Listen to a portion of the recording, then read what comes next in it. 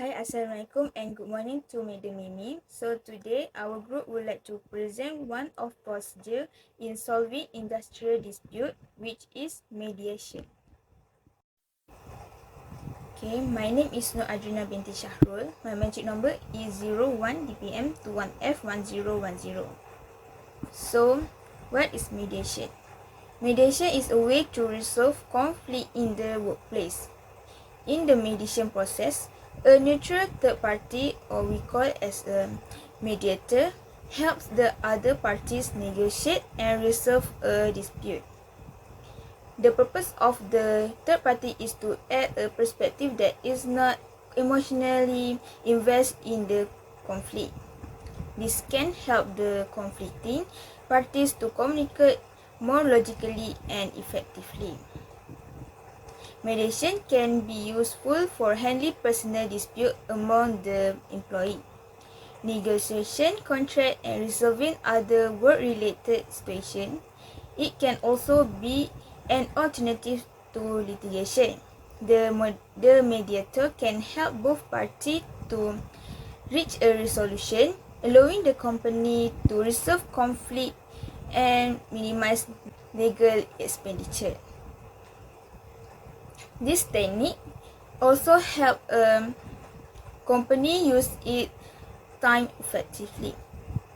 Furthermore, reaching mutually beneficial resolution may increase employee morale and help a company become more successful. So what is role of mediator? Mediation leaves the decision power totally and strictly with the party.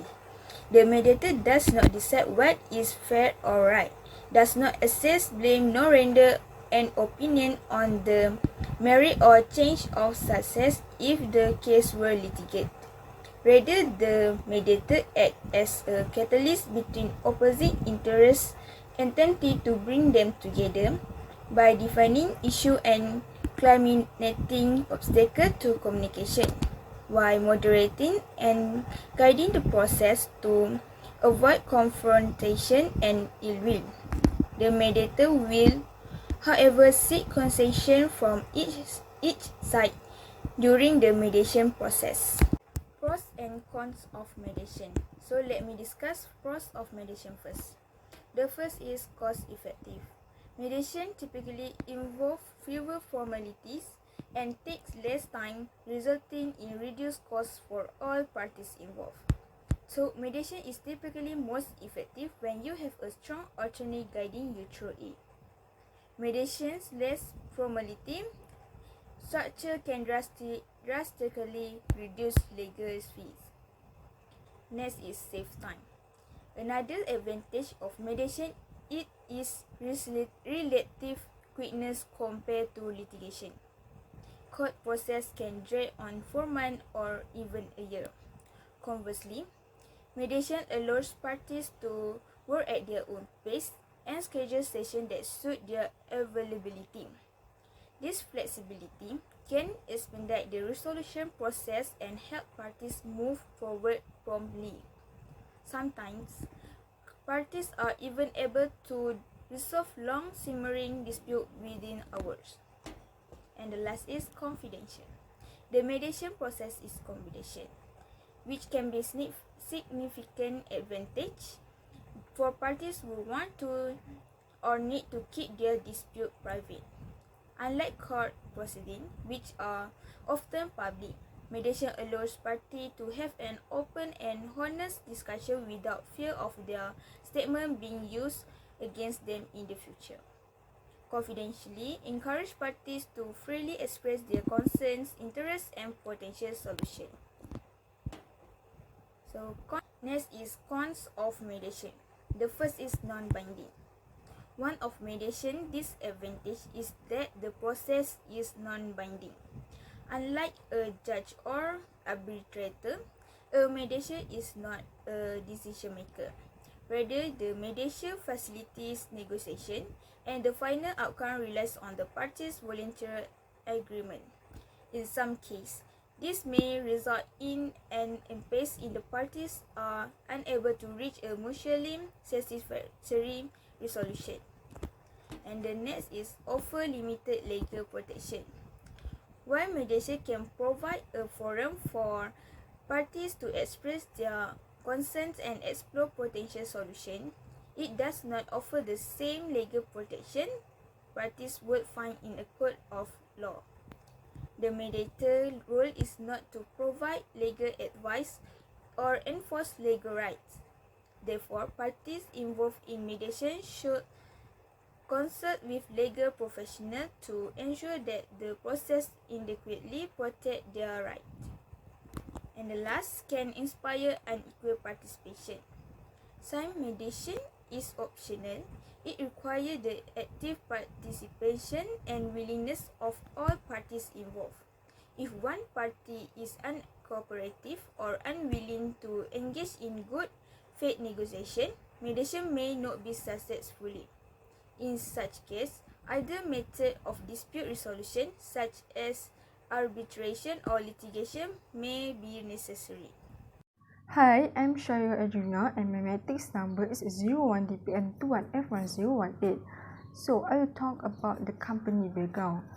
Asia Sdn Bhd is a Malaysian low-cost airline founded in the year 1993 by Tony Fernandez.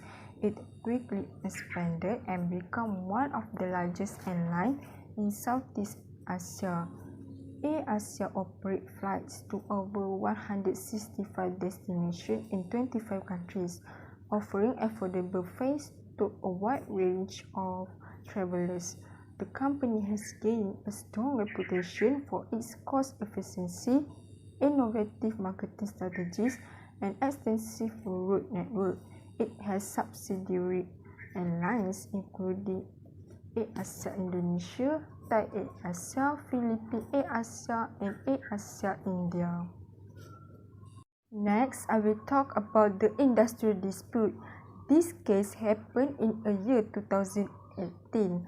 This industrial dispute is between Asia and Malaysian Airports Holdings Berhad MAHB. This dispute arises due to a disagreement in airport fees and passenger service charges. It started when Asia Group operates in Malaysia refused to charge and collect passenger service charges, previously known as airport tax, from passengers that MAHB wanted. This is because of the passenger service charge rate was increased from RM50 to RM70 per passenger.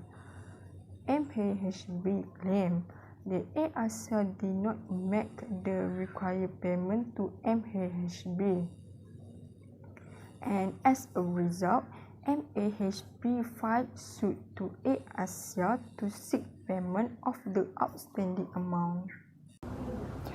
Hi, my name is Sofoma Sarah binti Kamarat Effendi. So next, I will continue to the next part, which is a detail of the involvement and the process involved. The industrial dispute between AirAsia and MHB escalated into a public dispute with both parties making allegation and counter-allegation. The involvement of the Malaysian legal system indicated a potential for protected litigation, which could have a long-term consequences for both companies. To avoid prolonged court battle, both AirAsia and MHB chose to engage in the mediation process. Mediation entails appointing a neutral third party, often a mediator with expertise in dispute resolution, to facilitate discussion between the parties. The mediation assists the parties in finding common ground, encourage communication, and help explore options for a mutually acceptable settlement. Next, the mediation process involves confidential meeting and negotiation season between AirAsia and MHB. The mediation ensures that both parties has opportunity to express their concern and propose solution.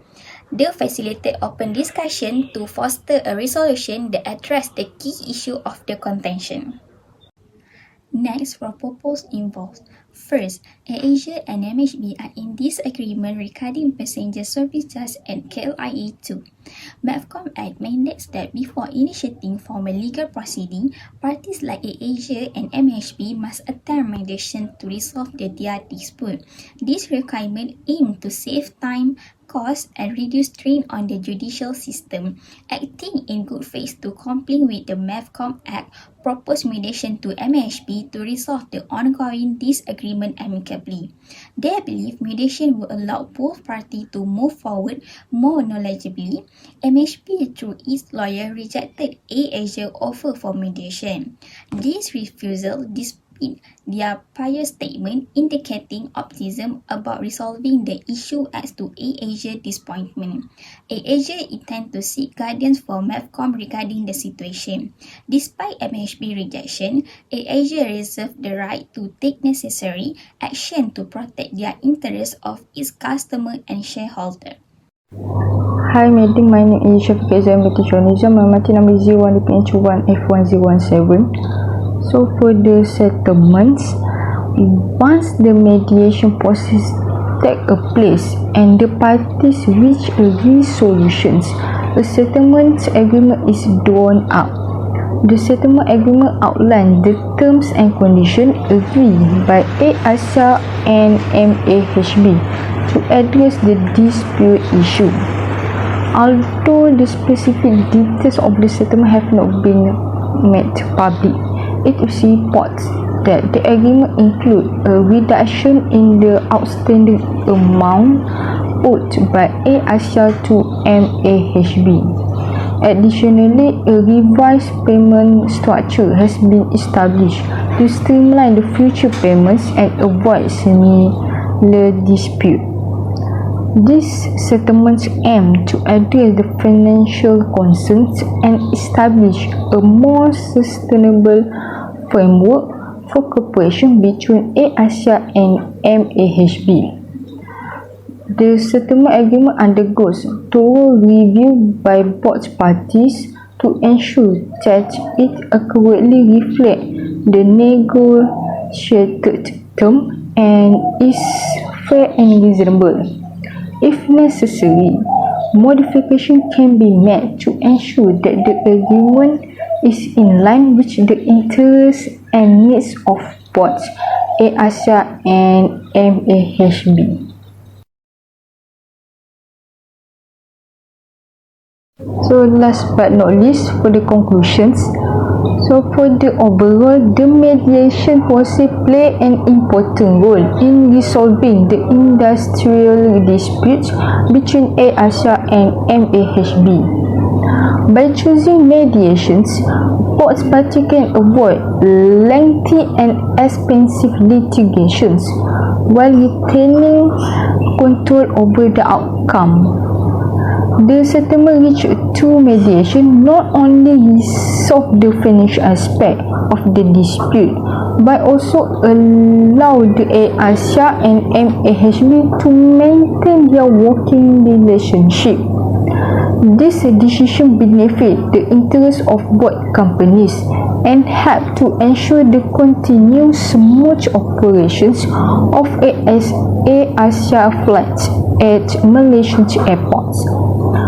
Meanwhile, AirAsia and MAHB are committed to working together for the benefit and success of all aviation stakeholders, namely airlines, airports, passengers, and the industry. So that's all from us. Thank you.